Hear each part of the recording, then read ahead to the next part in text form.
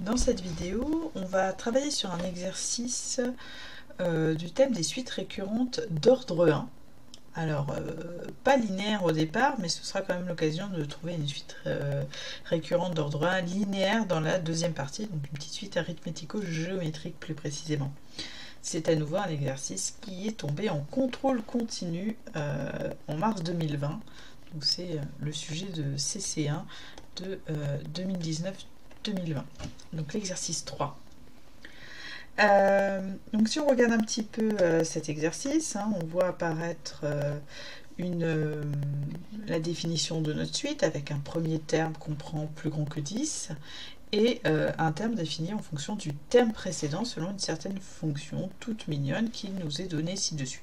Donc on est tout à fait dans le cadre des suites définies par récurrence d'ordre 1. Donc plutôt suite vérifiant une relation de récurrence d'ordre 1.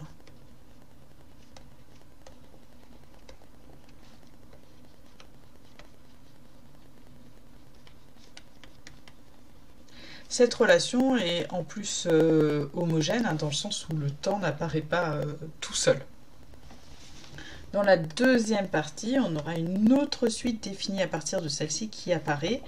Et en fait, petit spoiler, ce sera une suite arithmético-géométrique, ce qui nous permettra d'exprimer explicitement son terme général et de vérifier des choses que l'on aura conjecturées dans la première partie.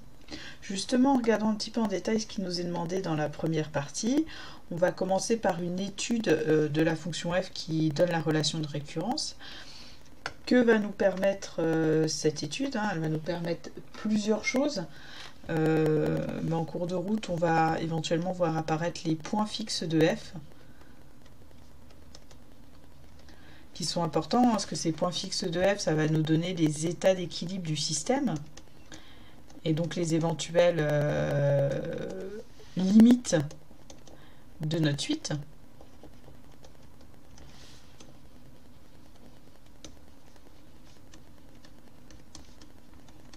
Qu'est-ce qu'on va voir d'autre pendant cette étude des variations? Ça va être l'occasion éventuellement de voir apparaître des intervalles stables.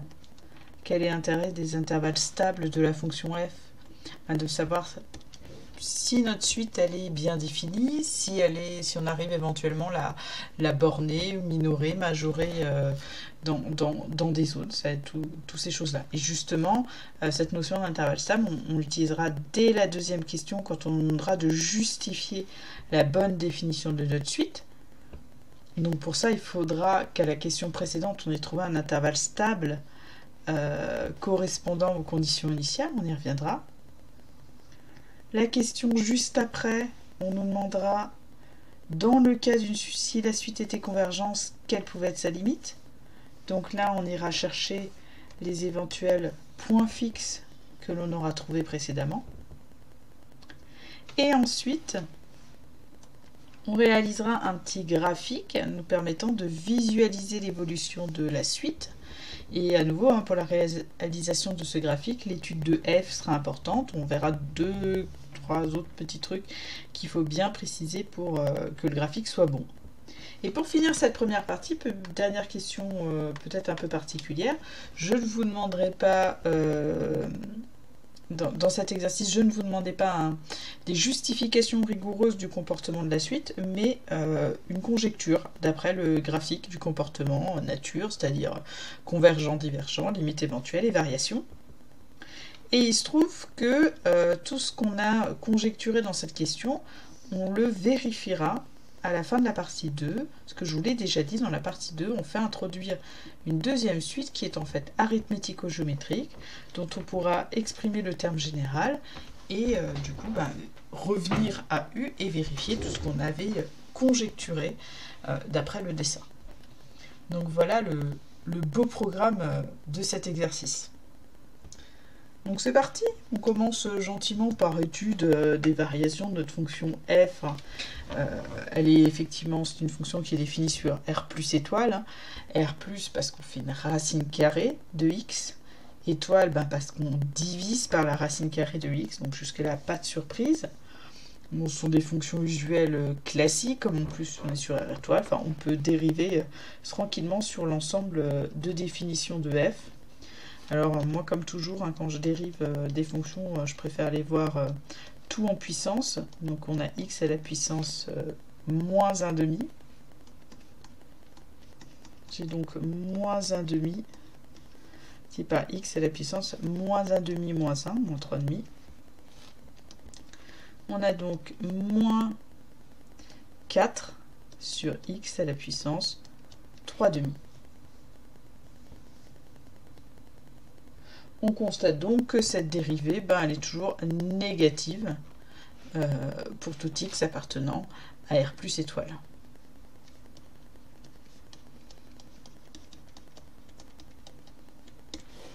Donc si on veut par hasard faire un tableau de variation, ce qui n'est pas forcément demandé ici, la dérivée est toujours strictement négative, donc notre fonction elle est décroissante.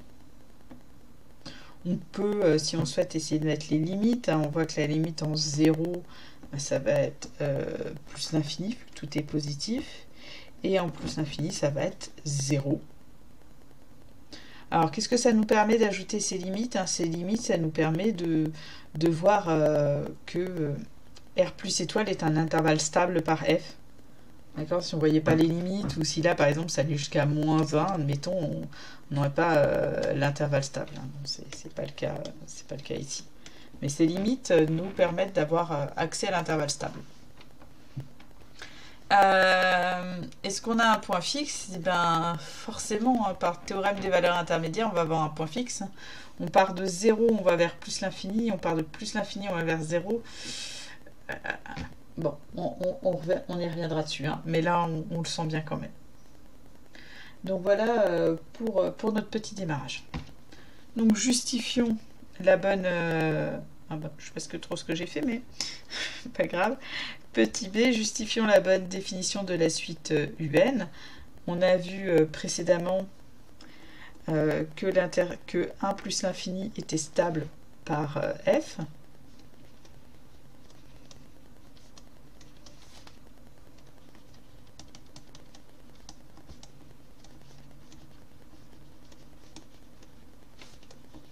Et U0 appartient à cet intervalle, on le prend plus grand que 10, donc il appartient à l'intervalle 0 plus l'infini. Donc notre suite est bien définie.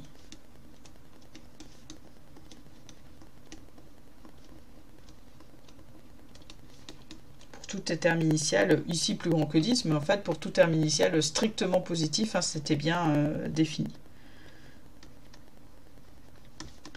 Je vais rester dans le cadre de ce qui nous est demandé. Et alors maintenant, si la suite converge, quelle peut être sa limite? On va chercher les points fixes. Donc si la suite converge,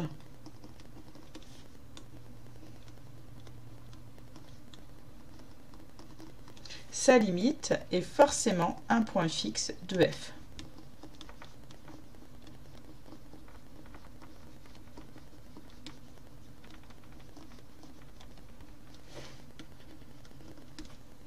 Du coup, on va chercher un point fixe de f. On cherche donc x tel que f de x égale x. Donc c'est-à-dire tel que 8 sur racine carrée de x égale x. Donc 8 égale x racine carrée de x. Et x doit être différent de 0. Alors ça, on aurait pu le mettre au tout début, mais j'aime bien le mettre au... En même temps, si on a écrit f de x, ouais. De toute façon, on perd l'information en cours de route, donc j'aime bien le préciser. Donc on a 8 égale x à la puissance 3,5.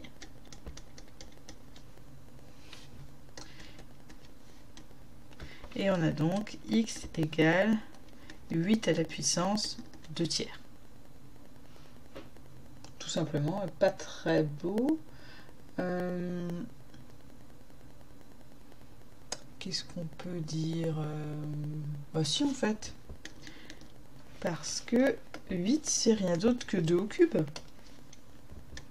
Donc j'ai 2 au cube à la puissance 2 tiers. Donc en fait, j'ai 2 au carré, 4. Alors il y avait un peu à gagner à voir que ça faisait 4 hein, plutôt que se trimballer le 8 à la puissance 2 tiers, mais c'était faisable avec 8 à la puissance 2 tiers aussi. Au passage, on a constaté un unique point fixe. Donc si la suite est convergente, elle est forcément, elle tend forcément vers 4. Hein, on n'a pas le choix parce que le point fixe est unique. Enfin, il y a un unique point fixe. En conclusion, si la suite est convergente, alors elle tend forcément vers 4.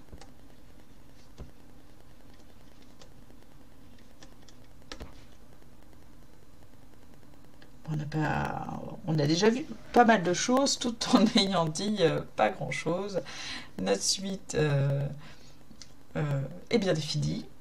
Si elle converge, c'est vers 4. Mais on n'a pas dit qu'elle convergeait et on n'a pas vu d'autres choses sur son comportement. Au passage, si vous vous rappelez la question 1, on avait vu que f était décroissante. Hein. On a vu en cours que quand f est décroissante, la suite, elle oscille. Voilà, donc on sait qu'on, si on se souvient de ça, hein, on s'attend à avoir une suite qui oscille, mais est-ce qu'elle va tendre vers 4 ou pas? Essayons de faire un beau dessin.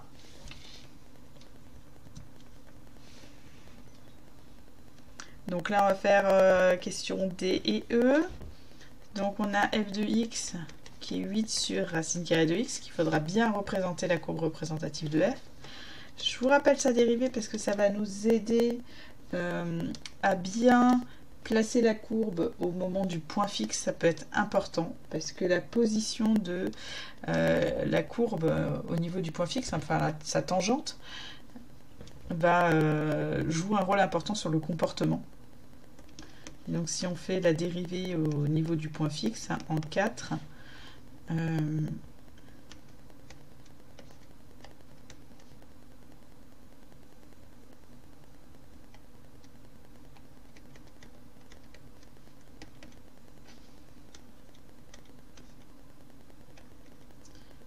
donc on a 2 au cube, 8 fois 4, 32, moins 1 sur 32.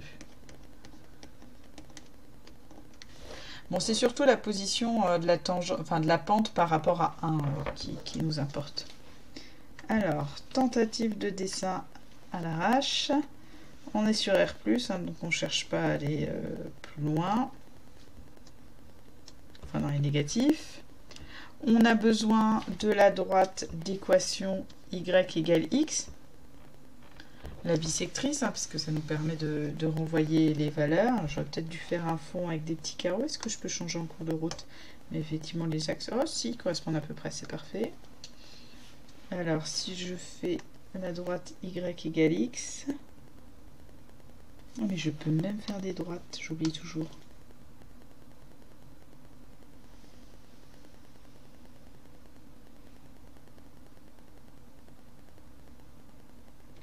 Parfait. Maintenant, on avait dit qu'on commençait en 10 et en 4 on a le point fixe. 1, 2, 3, 4, on est ici. Donc on va avoir la courbe qui passe là.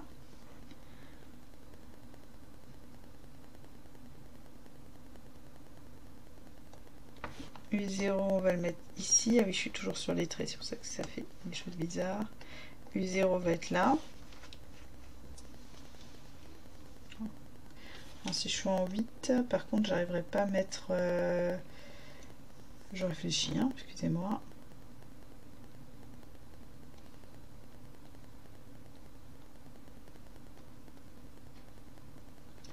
On va faire comme ça. Et notre courbe, donc en 1, on est en 8.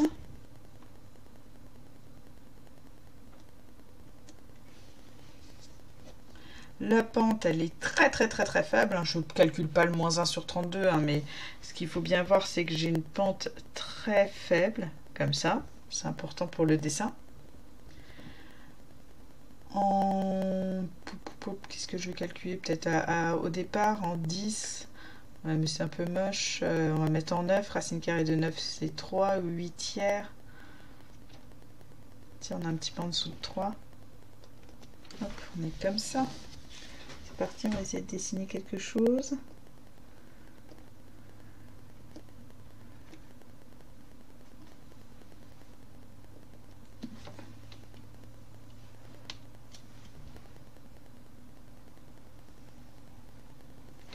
Voilà, grossièrement on a ça. J'aurais pas dû, je vais raccourcir, hein, ça ne veut pas être très important pour nous ici.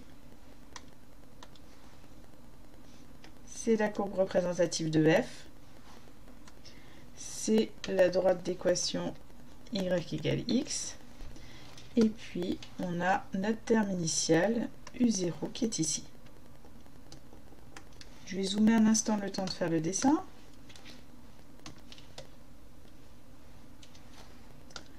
Alors, comment on va faire la représentation de l'évolution de la suite? Bah, si on a une part de U0, ah oui, c'était supérieur à 10, c'était pas forcément 10 au passage. Allez, je vais faire 12. Hop. Prendre U0 égale 12, à peu près. Donc, je vais calculer F, U1 en faisant F de U0.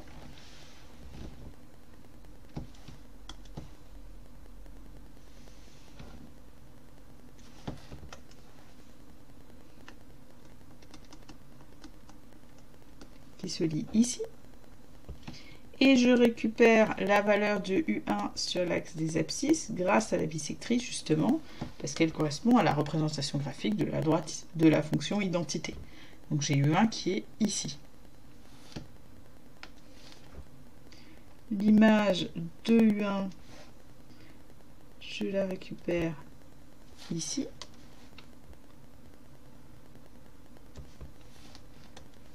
J'ai U2 égale F de U1.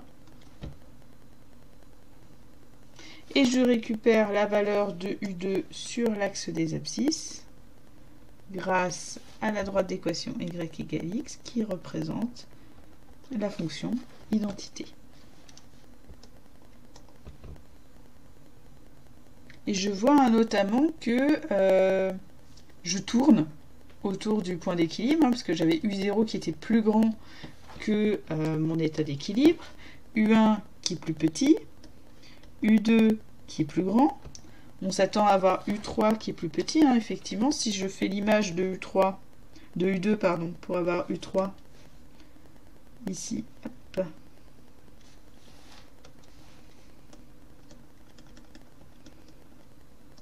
Et que je le renvoie sur l'axe des abscisses,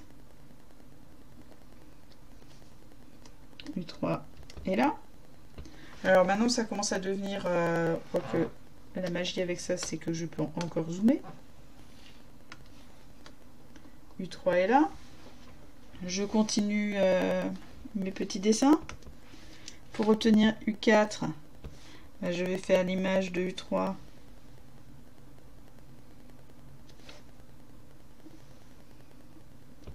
U4 est ici.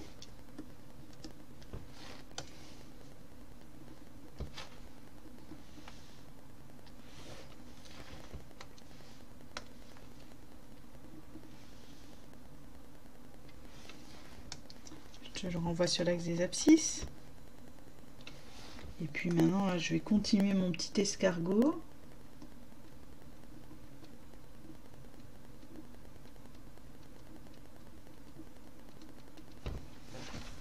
Et ce que peut conjecturer, hein, c'est que notre suite converge vers 4. Donc on voit l'oscillation, mais ça on le savait parce qu'on avait une suite monotone et qu'on a vu, hein, quand elle est monotone décroissante, elle oscille. Par contre, on ne savait pas forcément si ça allait être des oscillations explosives et qu'elle n'aurait pas de limite, ou si elle allait converger. Donc là, on peut conjecturer que notre suite va converger vers 4. Donc pour la question E, on peut dire que la suite semble, parce qu'on a peut-être fait un dessin très mauvais, hein, et du coup on ne voit pas la bonne chose, hein, donc c'est pour ça qu'on n'est pas sûr, hein, la suite semble converger vers son unique état d'équilibre qui est 4.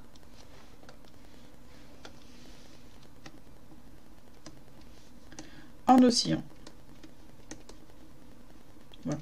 Oscillant, c'est pour les variations. Il n'y avait pas croissante, pas décroissante. Voilà. Et dans la deuxième partie de cet exercice, on va faire intervenir une suite intermédiaire qui se trouve être arithmético-géométrique et qui va nous permettre d'avoir une expression explicite de la suite et de constater ce comportement. C'est parti? Donc on introduit la suite xn, qui est le logarithme de notre suite de départ. Alors première question, justifier que la suite est bien définie, parce que la fonction logarithme elle est définie sur R+. Donc il faut s'assurer que UN est forcément positif.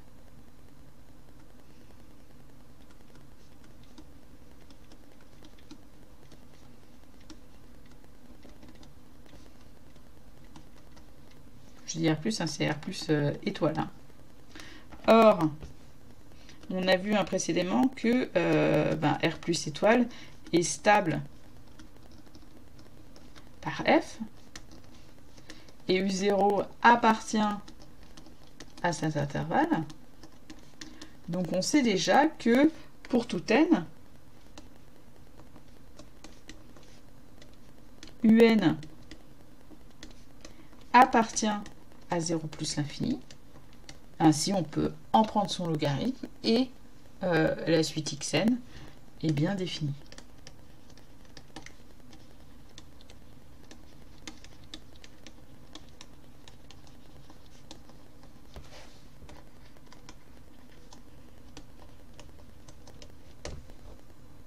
Allez, une bonne chose de faite, notre suite est bien définie. Faisons maintenant apparaître la relation de récurrence. Alors, je vous ai déjà dit arithmético-géométrique, mais on peut y aller tranquillement avec des yeux neufs. Donc, on va essayer de faire une relation de récurrence. On ne nous dit rien sur le type de récurrence, ordre 1, ordre 2. Mais bon, vu que la seule chose que l'on a, c'est ça, on s'attend à quelque chose d'ordre 1. Donc, on prend un entier naturel. On écrit xn plus 1. Par définition, c'est le logarithme de un plus 1.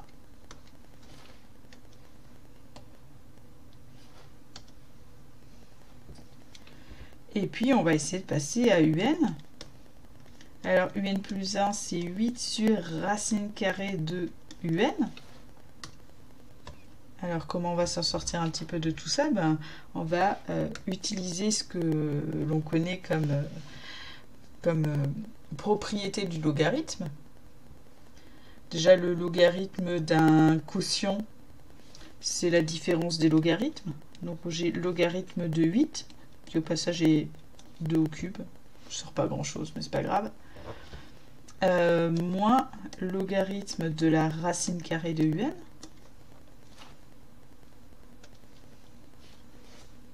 Logarithme de 2 au cube, je peux écrire ça 3 logarithme de 2. Et la racine carrée, c'est la puissance 1/2. Et je vais donc avoir finalement xn plus 1 qui est égal à moins 1/2 logarithme de un plus 3 log de 2. Ce qui peut s'écrire moins 1/2 de xn plus 3 log de 2. On voit bien apparaître que la suite xn est arithmético-géométrique.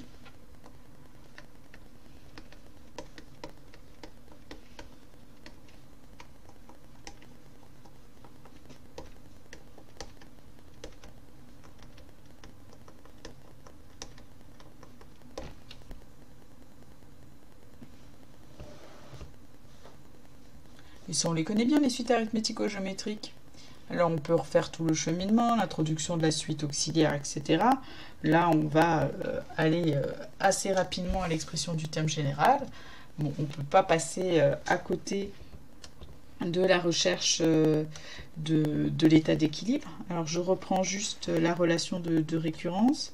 C'était xn plus 1 égale moins 1/2 de xn plus 3 logarithme de 2, si je ne me trompe pas. Oui.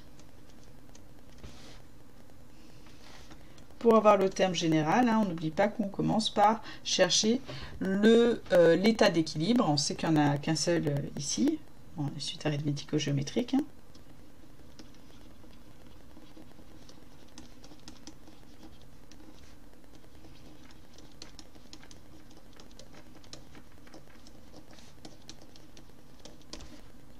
Donc on va poser, je sais pas, L égale moins 1 demi de L plus 3 logarithme de 2.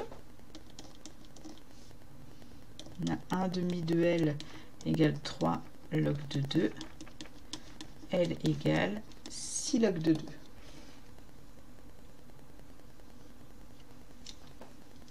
Donc pourquoi j'ai l'impression que j'ai fait une bêtise?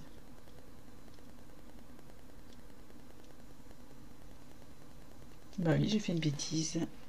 Parce que 1 plus 1 demi, on a donc 3 demi. Les 3 se simplifient. Et on a donc 2 log de 2, pardon.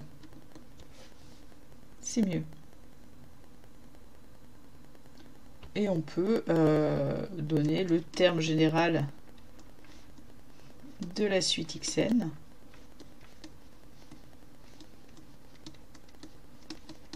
La formule générale. Donc on a ce qui correspond au coefficient A ici, qu'on met à la puissance n, multiplié par l'écart entre le terme d'origine et l'état d'équilibre.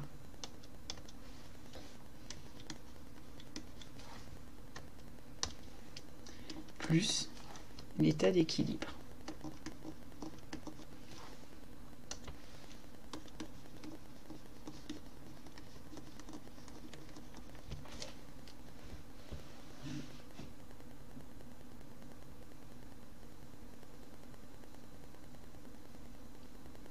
Et maintenant, on va revenir à notre suite U. Parce que si xn c'était log de un, ben un c'est exponentielle de xn.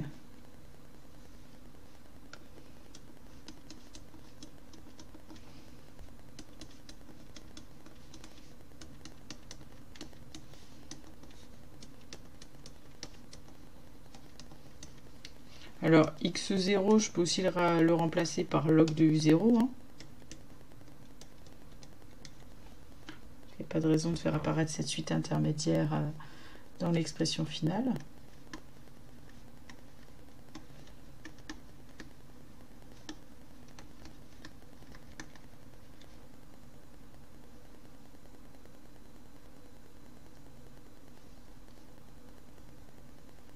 Donc on a ça. Qu'est-ce qu'on peut essayer de simplifier? Exponentielle d'une somme, c'est le produit des exponentielles. Donc on a exponentielle de 2 ln de 2, ben ça nous fait 2 au carré, 4. Donc on peut écrire 4 exponentielle de moins 1 demi puissance n log de u0 moins 2 ln de 2. Je suis pas sûre qu'on puisse faire beaucoup plus beau. Et avec cette expression-là, en plus, de toute façon, on voit très bien ce qui va se passer pour le comportement asymptotique. Hein. Le seul endroit où on a du n, c'est ici. On a moins 1 demi qui est mis à la puissance n. Hein. On avait déjà trouvé cette configuration dans l'exercice précédent. Et ça va donc tendre vers 0.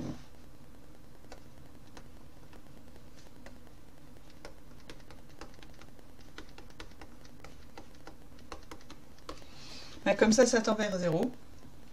C'est la seule chose où il y a du n, et ben on va avoir toute la partie là, tout ce qu'il y a dans l'exponentielle qui tend vers 0. Donc tout ça, ça va tendre vers exponentielle de 0 qui est 1, multiplié par 4. On trouve bien la limite de 4 que l'on avait vue tout à l'heure.